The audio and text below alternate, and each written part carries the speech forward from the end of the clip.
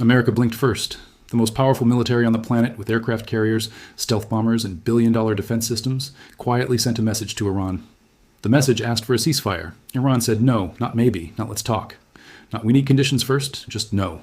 Iran's Foreign Minister Abbas Araghchi went on American national television, NBC's Meet the Press, watched by millions of Americans every Sunday.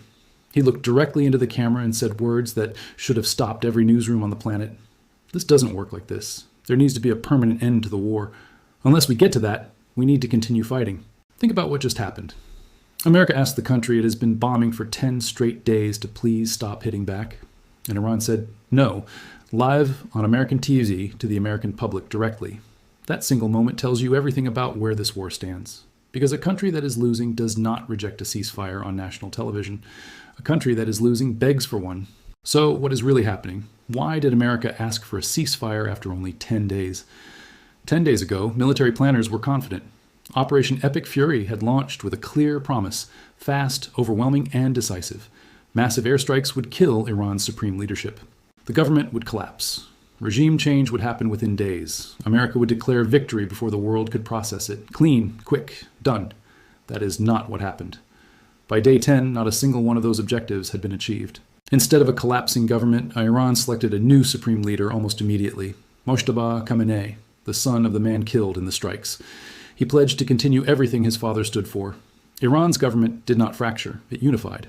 The strikes hardened it. Meanwhile, Iran launched over 500 ballistic missiles and 2,000 drones, striking Saudi Arabia, Qatar, the UAE, Kuwait, Bahrain, and Israel simultaneously. America's Patriot missile defense batteries began running dangerously low. A THAAD radar installation in Qatar was destroyed. Oil crossed $100 per barrel for the first time since 2022. The single largest surge in oil trading history occurred in 1 week. Gas prices in America jumped 43 cents in 7 days. Europe watched natural gas prices surge more than 20% almost overnight. This is the context in which America sent Iran a ceasefire message, not from strength, but from a plan that failed to produce results. The economic consequences were landing on American voters, 90% of whom had opposed this war before it even began.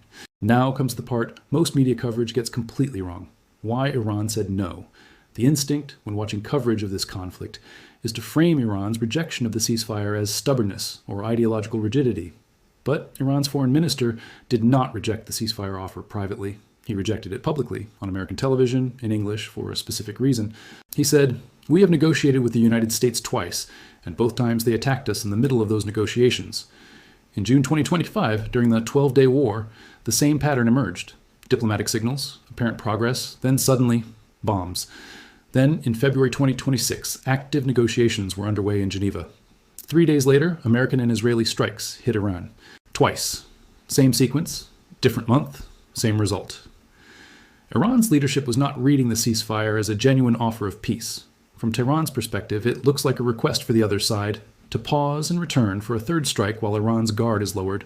Iran's foreign minister said it with remarkable clarity. And now you want to ask for a ceasefire again. This doesn't work like this. Iran's condition for ending this war is a permanent, structural, guaranteed settlement. Anything short of that gets filed under trap. America's position is unconditional surrender. Iran stops its nuclear program and accepts terms. Iran's position is a permanent end to military aggression. These positions do not touch each other. There's also a critical internal Iranian dimension that complicates things further. On Saturday, President Pezeshkian publicly apologized to Gulf states for Iranian strikes. He offered a gesture of de-escalation. Iran would stop targeting neighbors. Within hours of that statement, Iran's military launched another wave of strikes against those same Gulf countries. This was not a malfunction. Iran's regional commanders were given autonomous authority to prevent a diplomatic signal from being misread as a ceasefire commitment. These commanders are not waiting for authorization from the president. They have standing orders to maintain sustained pressure regardless of public statements. The chain of command for peace and the chain of command for war are not connected. They run parallel, and only one is active. Iran is prepared to sustain this for 6 months. They are rationing for a prolonged campaign rather than burning through their arsenal in a burst. The international dimensions of this conflict have made any realistic resolution even more distant. What began as a regional military confrontation is now unfolding under the watchful eyes of every major global power, each calculating its own strategic advantage.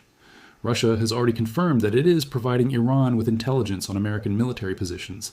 This is not a symbolic gesture. Intelligence support. During wartime changes battlefield dynamics in real time. It allows a nation under attack to anticipate movements and identify vulnerabilities. For Moscow, this support is about weakening American military credibility and influence in a region where global power competition has quietly intensified for years. China's response has been more measured but equally strategic.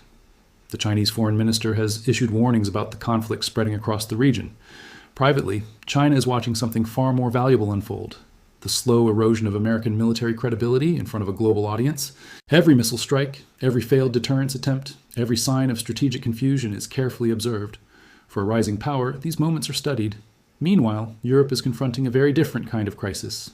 Gulf energy exports are the backbone of global oil markets. With tankers delayed and energy infrastructure under attack, European governments are staring at the possibility of another severe energy shock. The prospect of another energy crisis is not just an inconvenience, it is a political threat. Russia benefits from higher oil prices and from watching American resources become stretched. China benefits from observing the strategic weaknesses of its largest geopolitical rival. Even arms manufacturers and defense alliances quietly gain influence when conflicts intensify. But there are exceptions. The Gulf states are not watching this war with distant strategic interest. They are living inside it: desalination plants that provide drinking water to millions, oil refineries that sustain the global economy, all sit within potential strike zones. Every strike that lands nearby sends a clear signal. The infrastructure that took 50 years to build could be damaged in minutes. And then there are the ordinary people on every side. Civilians who did not choose any of this, yet whose lives are shaped by the consequences. The National Intelligence Council issued a formal assessment. Its conclusion was clear: a large-scale military assault on Iran was unlikely to topple the government. In other words, the architects of the war were told in advance that the war was unlikely to succeed. The war was launched anyway. That reality shapes how every side now interprets the word that diplomats and reporters keep repeating: ceasefire. To the United States, ceasefire means something practical. Pause the fighting. Stabilize global oil prices before they trigger a domestic political crisis. For Iran, the meaning of ceasefire is very different. From Tehran's perspective, temporary pauses were moments that allowed opponents to regroup before attacking again. When Iranian leaders hear the word ceasefire, they hear something else entirely. They hear delay. They hear vulnerability. For Iran, a ceasefire only has meaning if it is attached to a permanent structural settlement, one that makes a third attack physically and politically impossible. The Gulf states interpret the word as urgency. Stop now, before the infrastructure that supports entire national economies is damaged beyond repair. To the 7 American families burying their soldiers this week, ceasefire means something painfully simple. Stop sending our people into this war. To the families in Tehran breathing air darkened by the smoke of burning oil depots, ceasefire means we did not choose this, and we have nowhere else to go. The enormous gap between these definitions explains why a ceasefire message was publicly rejected on live television for the American public to watch. Accepting a temporary ceasefire can become the precise mechanism by which another round of bombing begins, this time with defenses lowered. But offering a deal for permanent settlement would require a formal military withdrawal from the Gulf bases. That would be a politically explosive retreat. So the war continues. Oil prices climb higher. Missiles continue crossing the skies. Leaders on both sides step up to podiums, telling their citizens that the other side will be the one forced to break first. History has a word for wars where both sides believe the other will eventually yield.